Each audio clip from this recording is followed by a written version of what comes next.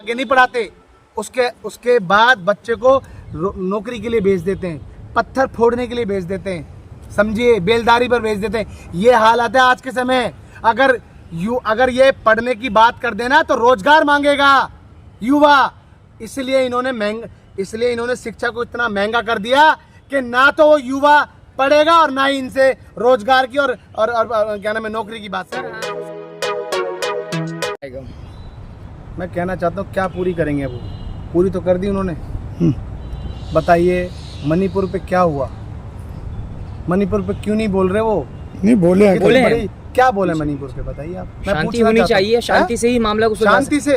देश का प्रधानमंत्री इतना असहाय हो गया अब, जो लोगों से अपील ऐसे कर रहा है? देश का प्रधानमंत्री के पास पूरा सब कुछ, उनके पास पुलिस, उनके पास है, मतलब उसके बावजूद भी ईडी सीबीआई तो सब ये इनका तो ये करते हैं दुरुपयोग।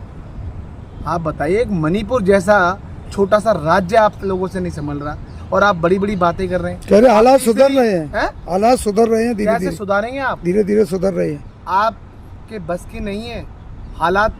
अब 2024 के बाद हम सुधारेंगे, कांग्रेस पार्टी सुधारेगी। जो आपने सब कुछ गंद फैला दिया चारों तरफ, दंगे करा दिए, सब कुछ बेच खाए, अब आपके बस की नहीं है। आप करोगे क्या? लेकिन सोचने की शक्ति खत्म होती जा रही है आपकी। लेकिन आप बताइए, सोचने की शक्ति खत्म है, क्या करेंगे? मुझे लगता है दूर की नजर भी अब तो वीक होगी। आप छोड़िए इन चीजों में, इनके पास कुछ भी नहीं है, विजन नहीं है इनके पास। युवाओं के लिए क्या बोला उन्होंने, क्या बताइए? बोले युवाओं पे गर्व है। हाँ, गर्व है युवाओं पे। नौकरी मत दो, घर में बिठा के रखो, गर्व है युवाओं पे, ऐसा गर्व है। युवाओं को नौकरी चाहिए, रोजगार चाहिए, वो युवा अपने माता पिता के लिए कुछ कर सके। माता पिता ने उनके लिए पढ़ाई, पेट काट के पढ़ाई कराई है, कोर्स कराया है। कम से कम आज युवा बैठा हुआ है कि रोजगार पाके उनके कुछ कर्जा पानी चुका सकूं। क्या हो रहा है? उन्होंने भविष्यवाणी की है कि फिर से वो लाल किला से झंडा फहराएंगे। बस ये आखिरी झंडा फहराया उन्होंने। मेरी बातें नोट कर लीजिए। युवा आक्रोश बैठा हुआ है। क्यों वोट देगा उनको जो उनकी उम्र जा चुकी है पीछे? क्या उम्र वापस मिल सकती है क्या युवाओं को? बताइए आप। 22 साल की उम्र में युवाओं ने वोट दिया था, 20 साल की उम्र में युवाओं ने वोट दिया था, आज 32 साल की उम्र हो गई उनकी। क्या सरकारी नौकरी पा सकेंगे वो लोग? आप कब तक हिंदू मुस्लिम करोगे? कब तक दंगे भड़काओगे आप? कब तक बताओगे? पकोड़े तलने की बात करते हैं इन लोगों से। डिग्री हासिल करके, MBA करके, वकालत करके, आप बताइए टीचर बनके वो पकोड़े तलेंगे? पकोड़े बेचना कैसे बोल सकते हो आप? पकोड़े बेचना। अरे आप अपने बच्चों को पढ़ाई के लिए बाहर विदेश भेजते हो। आप अपने बच्चों को कहां नहीं भेजते? आपने कभी अपने बच्चों के हाथ में झंडे पकड़ाए हैं? बताइए आप। एक गरीब के बच्चे को आप झंडा पकड़ा के भेजते हो, दंगे कराने के लिए भेजते हो आप। बताइए आप आपके बच्चे कितना जाते हैं? खुद के बच्चे विदेश में जाएंगे पढ़ाई करने और गरीब के बच्चे यहाँ ठोकरे खाएंगे और ठोकरे खाने पे मजबूर करेंगे आप ऐसी व्यवस्था लेकर आ रहे हैं। माफ कीजिए, मैं पहले भी कहता हुआ है तो और आज भी कहता हूँ, देश का प्रधानमंत्री कमजोर है। लेकिन अर्थव्यवस्था को तीसरे नंबर पर लाने की कोशिश कर रहे हैं। उन्होंने कहा 5 साल में ये होगा जो जनता का सपना पूरा कुछ होगा। नया क्या है मैं पूछना चाहता हूँ? कौन सी अर्थव्यवस्था? इन लोगों ने अर्थव्यवस्था को इतनी नीचे भेज दिया, पाताल में भेज दिया, उसको वो वापस नहीं ला सकते। दूरबीन ढूंढ के भी नहीं मिलती है वो अर्थव्यवस्था इनसे। क्या बात कर रहे हैं आप? अरे गरीब के घर में वो एक वक्त की रोटी बनाने पे मजबूर है, खाने पे मजबूर है। माँ बाप अपना आधा पेट भरते हैं। भाई क्या बात कर रहे हो आप? बचा के रखते हैं कि कल सुबह खाएंगे।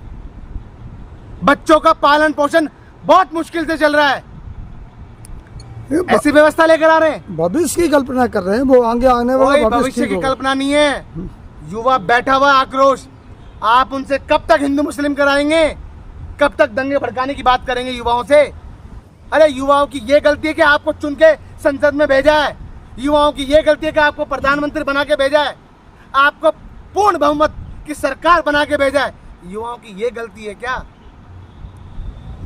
अच्छा नहीं, युवाओं की ये गलती के देश का प्रधानमंत्री महिलाओं के ऊपर कुछ नहीं कर सकता। देश का प्रधानमंत्री उन लोगों को फॉलो करता है जो महिलाओं को गलत तरीके से बोलते हैं। अच्छा जेपी साहब एक बताओ ऐसे चलेगा देश? अच्छा एक सवाल है अरे जिसका विजन होना चाहिए। विजन ये कि रोजगार के अवसर कब पैदा करेंगे आप? एक सवाल है 10 साल हो गए, 10वां साल, याद रखिए 10 साल बिट्टू बहुत होते हैं। 10 साल। फरीदाबाद से बिट्टू बजरंगी गिरफ्तार कर लिए गए हैं, कार्रवाई तो कर रहे आप हैं ना। देखिए मैं आपको बताता हूँ, सीमा हैदर, बिट्टू बजरंगी, अरे गोदी मीडिया, शर्म आनी चाहिए कि मीडिया के पास अब कोई कुछ नहीं बचा हुआ, सिर्फ यही चलता रहेगा। मैं पूछना चाहता हूँ, सिर्फ सच्चाई यही दिखा चलता रही रहेगा। है, सच्चाई। सीमा हैदर चल रहा है, अब ये बिट्टू बजरंगी चले।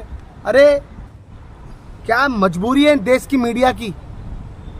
क्या मजबूरी है देश के प्रधानमंत्री की?